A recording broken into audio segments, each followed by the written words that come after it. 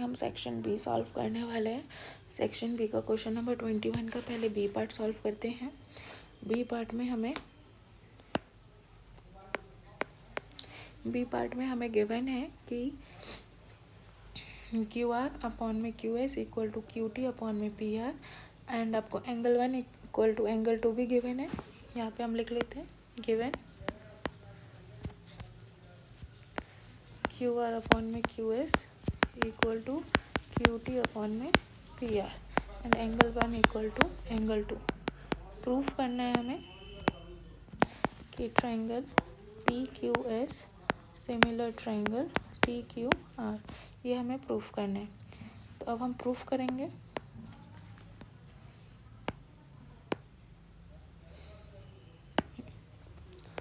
Proof करने के लिए बोला है तो हम बोल सकते हैं कि angle 1 equal to angle 2, therefore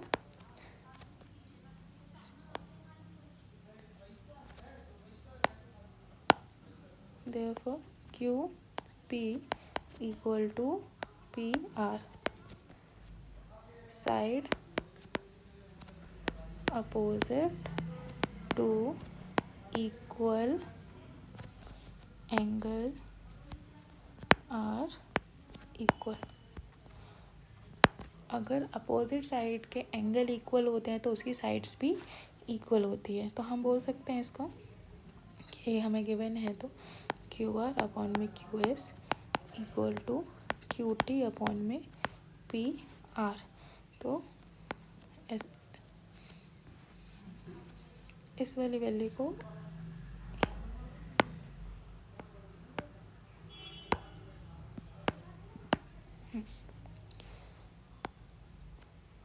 Q P equal to P R है तो हम पी आर की जगह पे क्यू पी पुट कर सकते हैं। तो इसको हम लिखेंगे क्यू आर अपॉन में Q S equal to Q T upon में पी आर की जगह पे क्यू पी। ये हम लिख सकते हैं क्योंकि ये दोनों हमारा इक्वल है, इसलिए हमने यहाँ पे पी आर की जगह पे क्यू पी लिखा। साथ में हम ये भी बोल सकते हैं angle P Q S similar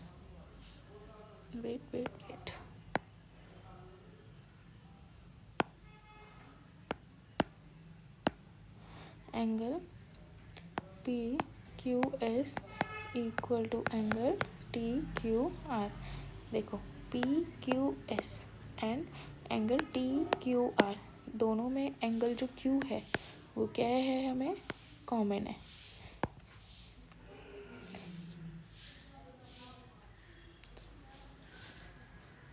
मैं आपके लिए यहाँ पे ट्राइंगल बना देती हूँ ताकि आपको समझ में आ जाए। एक ट्राइंगल आप जैसे ये हमने लिया पी क्यू एस, ये हमारा हो गया टी क्यू आर। आप देख रहे हो एंगल क्यू जो है दोनों ट्राइंगल में कॉमन है, इसलिए हमने इसको लिखा कॉमन। और इसके कॉरेस्पॉन्डिंग रेशियो हमें इक्वल दे रखे हैं और हमें पता है Q P equal to P R है, इसलिए हमने पी आर की जगह पे क्यू पी पुट किया है। तो इसलिए हम इसको बोल सकते हैं triangle P Q S similar triangle T Q are by S A S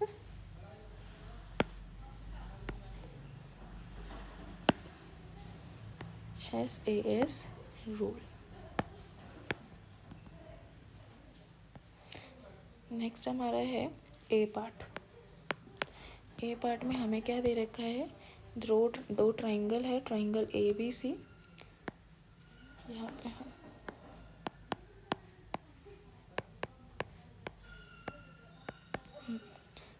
triangle A B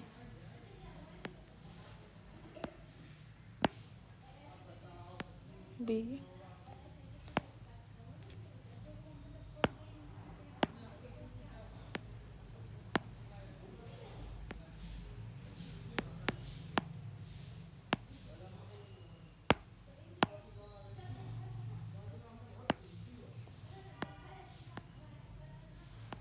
A B C. दूसरा ट्राइंगल हमें दे रखा है P Q R. A B की वैल्यू हमें गिवन है 6। आपको अच्छे से ड्रॉ करके बता देती हूँ। यहाँ पे ड्रॉ कर लेते हैं थोड़ा सा, ए बी सी, ये आपको गिवन है P Q R. A B की वैल्यू हमें गिवन है, ए बी की वैल्यू हमें क्या गिवन है 6 सेंटीमीटर, बी सी की वैल्यू हमें गिवन है 4 सेंटीमीटर, ए सी की वैल्यू हमें गिवन है 8 सेंटीमीटर, और हमें क्या गिवन है पी आर की वैल्यू गिवन है 6 सेंटीमीटर। और हमें गिवन है कि ये जो दोनों ट्रायंगल है सिमिलर है। अगर ट्रायंगल सिमिलर है तो इसके कॉरेस्पॉन्डिंग रेशियो भी क्या होंगे, इक्वल होंगे। अगर जब ट्रायंगल सिमिलर होते हैं तो उसके जो कॉरेस्पॉन्डिंग रेशियो इक्वल होते हैं। तो यहाँ पे हम लिखेंगे ए बी अपॉन में P Q equal to A C upon में P R equal to B C upon में क्यू आर। यहाँ रीजन में हम लिखेंगे कॉरेस्पॉन्डिंग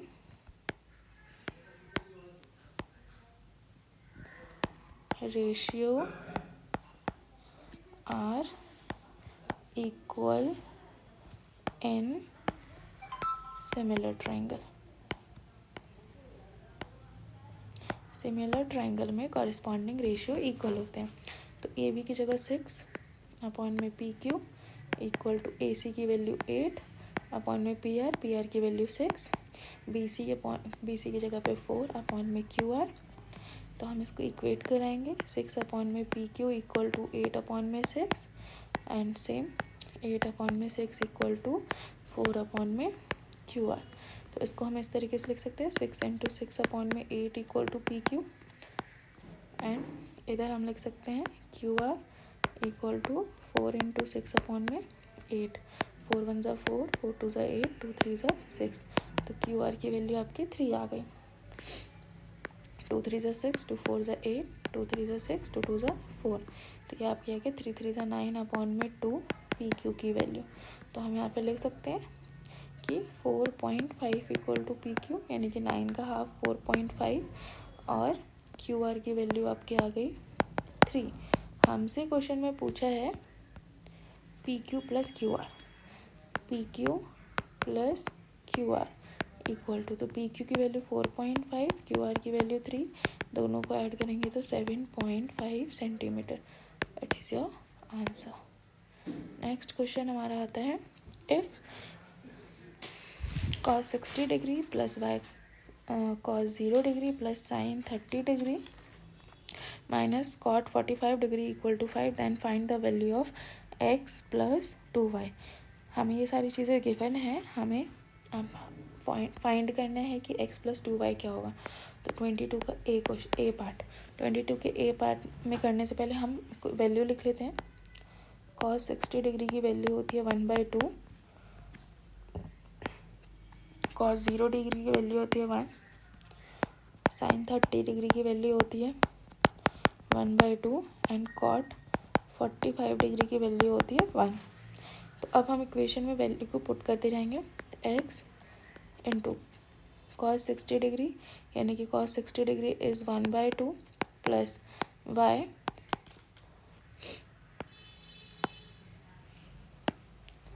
इंटू cos 0, तो cos 0 की वैल्यू 1 प्लस साइन 30 की वैल्यू 1/2 माइनस कॉट 45 डिग्री की वैल्यू 1 एंड इक्वल टू 5। तो हम इसको इस तरीके से लिख सकते हैं, x 1 ज़ा x अपॉन में 2 plus y plus 1/2 minus 1 equal to 5।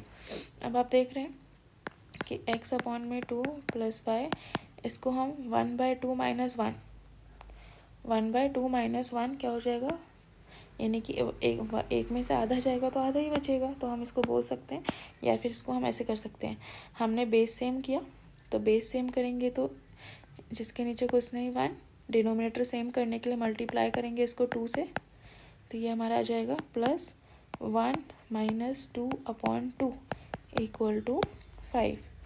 तो इसको इस तरीके से हम लिख सकते हैं कि x अपॉन में 2 plus y, 1 minus 2 is -1, -1 upon में 2 equal to 5।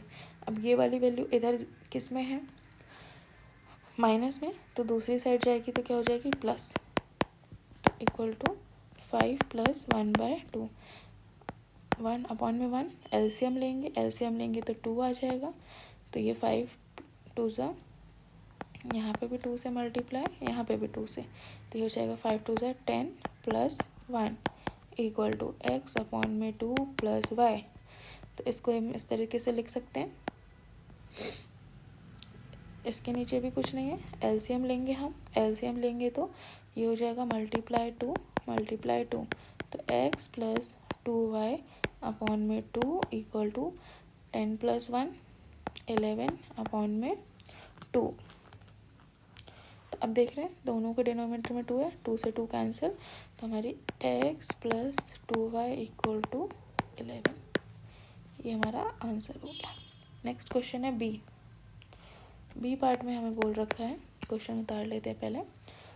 10 square 60 degree upon में sine square 60 degree plus cos square 30 degree.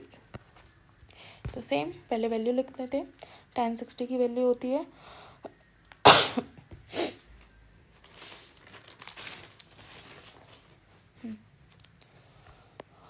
tan 60 degree की वैल्यू लिखेंगे। tan 60 डिग्री की वैल्यू होती है √3। साइन 60 डिग्री की वैल्यू होती है √3/2 एंड कॉस 30 डिग्री की वैल्यू भी होती है √3/2। अब tan 60 डिग्री का स्क्वायर है, तो 60 डिग्री का स्क्वायर है तो पहले √3 का स्क्वायर अपॉन में साइन 60 डिग्री का स्क्वायर यानी कि √3/2 का स्क्वायर प्लस कॉस स्क्वायर 30 यानी कि √3/2 का स्क्वायर। तो √3 का स्क्वायर लिखेंगे, स्क्वायर लिखना है, मैंने क्यूब लिख दिया, स्क्वायर। तो √3 इंटू √3 अपॉन में √3/2 इंटू √3/2 प्लस √3/2 इंटू √3/2। तो हमें जैसा कि पता है √3 इंटू √3 इज़ 3 अपॉन में 3/4 प्लस 3/4। बेस सेम है तो 3 प्लस 3 6/4। तो इसको हम इस तरीके से लिख सकते हैं 3 डिवाइडेड बाय 6/4। तो जब ये डिवाइड है तो डिवाइड का साइन मल्टीप्लाई में चेंज हो जाता है, तो हम इसको लिखेंगे 3 मल्टीप्लाई, और जो डिवाइड के बाद वाली वैल्यू होती है वो रेसिप्रोकल हो जाती है 4/6। 3 1 ज़ा 3, 3 2 ज़ा 6, 2 2 ज़ा 4। तो आपका आंसर आ गया 2। तो आंसर इज 2। नेक्स्ट क्वेश्चन पे मूव करते हैं। नेक्स्ट क्वेश्चन हमें ये बोल रहा है कि सर्कल आपको गिवन है, a circle is standing at P outside a circular ground at a distance of 26 meter from the center of the ground. He found that his distance from the point A and B ground आपको बोल रखा है कि ये जो है ना PA 10 centimetre का है, PB भी आपका 10 सेंटीमीटर है, और आपको बोला है कि जो PA है वो सर्कल का टेंजेंट है। आप देख रहे हो कि एक कॉमन पॉइंट पे टच हो रहा है, ये भी एक कॉमन पॉइंट पे टच हो रहा है, तो ये हमारा क्या हो गया, टेंजेंट हो गया। PA and PB is a tangent of a circle. Find the radius of the circular ground. हमें क्या फाइंड करना है, रेडियस फाइंड करना है सर्कुलर ग्राउंड का, यानी कि ये हमें फाइंड करना है। तो कैसे फाइंड करेंगे, इसको हम फाइंड कर सकते हैं इस तरीके से।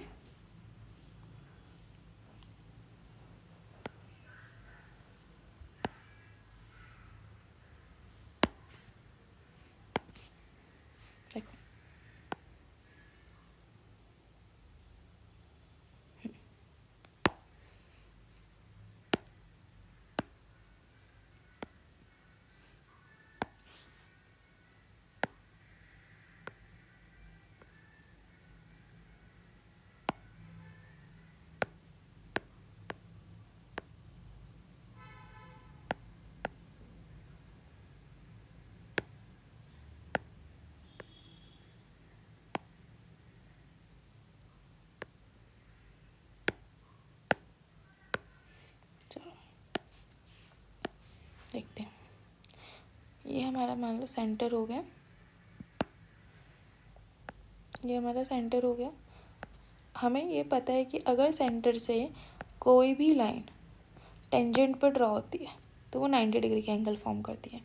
कैसे भी हो, अगर वो सेंटर से टेंजेंट पे कोई लाइन ड्रॉ हो रही है तो वो 90 डिग्री का एंगल फॉर्म कर सकती हो। हम बोल सकते हैं जो ओ ए है यहाँ पे ये 90 डिग्री का एंगल ड्रॉ हो रहा है, यानी कि ये 90 डिग्री का एंगल बन रहा है। और हमें बोला हुआ है कि सेंटर से जो डिस्टेंस है पी तक का वो 26 सेंटीमीटर है। ये हमें गिवन है कि हमें 26 सेंटीमीटर है। हमें फाइंड करना है रेडियस। तो अब आप देख रहे हो कि ये जो हमारा है 90 डिग्री का एंगल बना रहे हैं, तो ये पाइथागोरस थ्योरम लग सकता है। इसमें 90 डिग्री है, राइट एंगल ट्रायंगल है, तो हम पाइथागोरस थ्योरम लगाएंगे। इस तरीके से ये हमारा बन रहा है। इसको थोड़ा नीट एंड क्लीन मैं आपको ड्रॉ करके बता देती हूँ।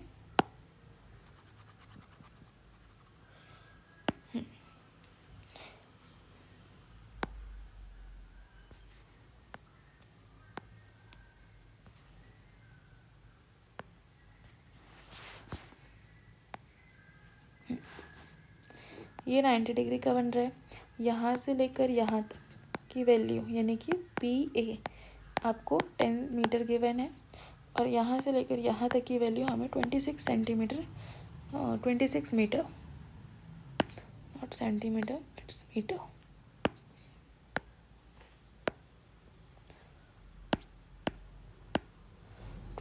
मीटर हमें गिवन है। तो हम पाइथागोरस थ्योरम लगाएंगे। ये हमारा सेंटर हो गया ओ। तो Pythagoras P square plus B square equal to H square.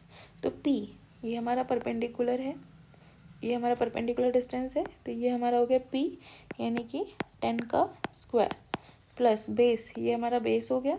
Base हमें पता नहीं है, B square equal to H का स्क्वायर, एच इज़ 26 का स्क्वायर, 10 का square is 100 plus B square equal to 26 का square is 676, B square equal to 676 minus 100, B square equal to 576।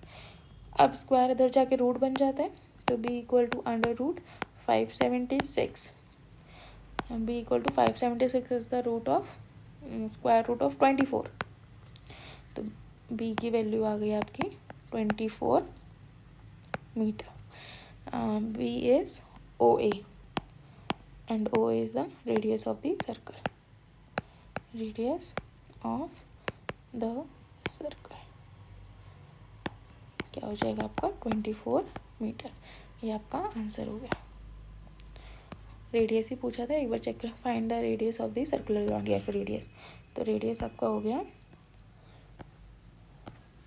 24 metre. Next question हमारा आ जाता है क्वेश्चन नंबर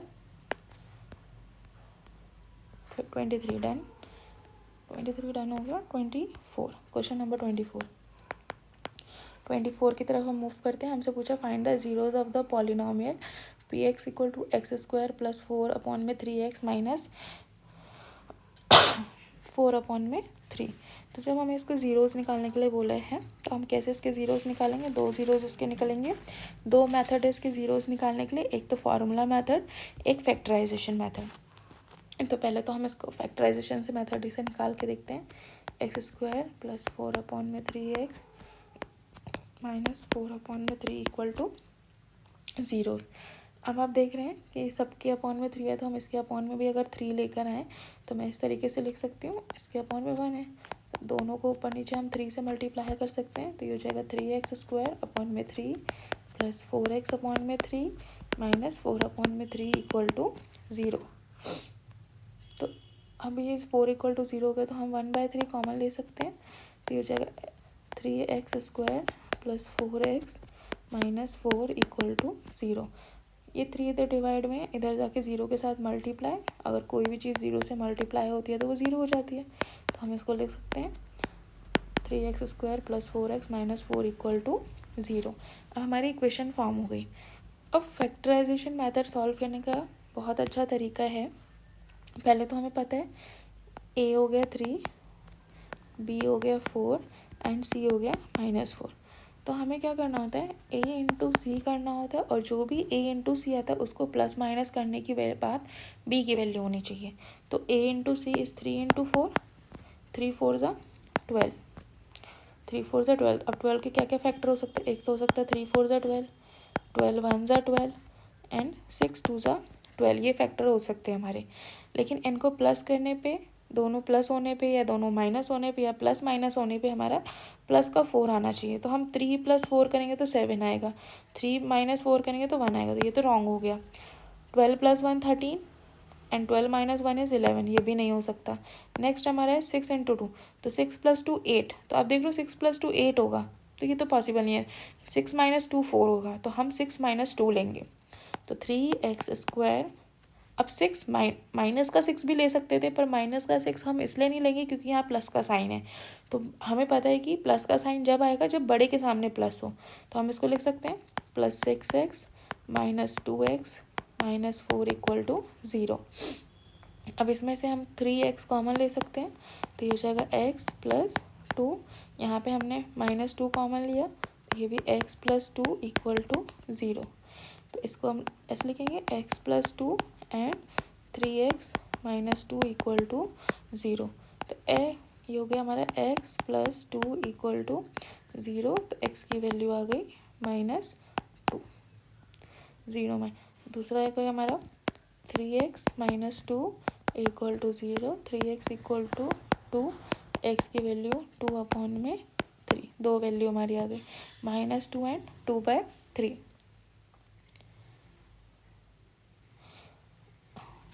फॉर्मूला मेथड से भी हम इसको निकाल सकते हैं।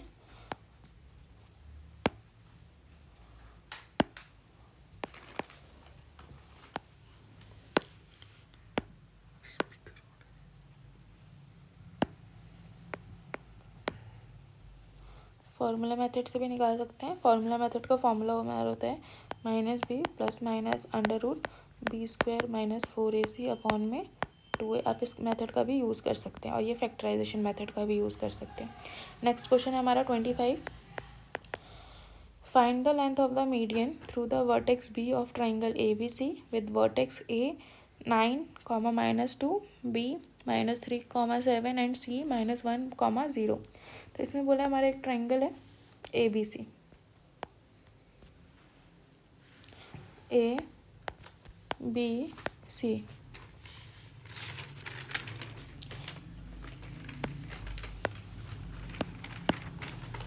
ABC। अब उन्होंने वर्टेक्स B से हमें एक मीडियन ड्रॉ करना है। हमने वर्टेक्स B से मीडियन ड्रॉ किया, ये हमारा मीडियन हो गया। अब हमें दे रखा है A की वैल्यू है 9 - 2, B की वैल्यू है -3 7, C की वैल्यू है -1 एंड 0। ये हमें पता नहीं है x और y। तो हम देख रहे हैं अगर ट्राइंगल में मीडियन ड्रॉ होता है तो मीडियन ड्रॉ होने का मतलब है वो ट्राइंगल को 2 इक्वल पार्ट में डिवाइड कर रहा है।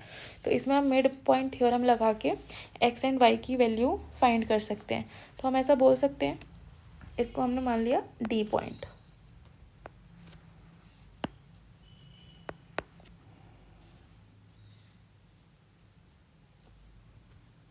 D पॉइंट, तो BD is midpoint on AC, so D bisect AC। Mid point theorem से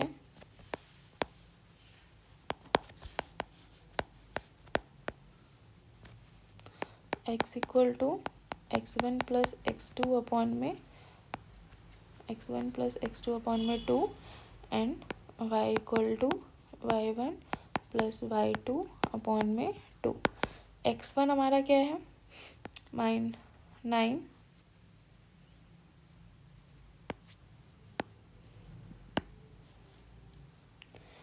x1 -1 + 9/2 = 8/2, 2 4 ज़ा 8। नेक्स्ट हमारा y क्या है हमारा 10 - 2/2, 8/2 इज 2 4 ज़ा 8। तो हमारे पास आ गई x की वैल्यू भी और y की वैल्यू भी 4। अब इसमें हमें क्या निकालना है, लेंथ ऑफ द मीडियन। तो मीडियन का लेंथ निकालने के लिए हम डिस्टेंस फार्मूला लगाएंगे।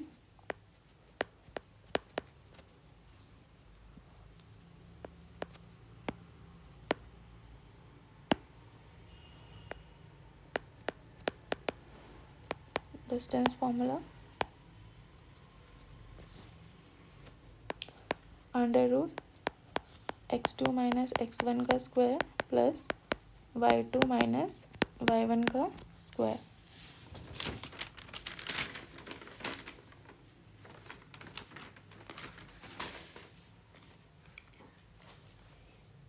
x2 माइनस x1 का स्क्वायर, x2 की वैल्यू आ जाएगी हमारी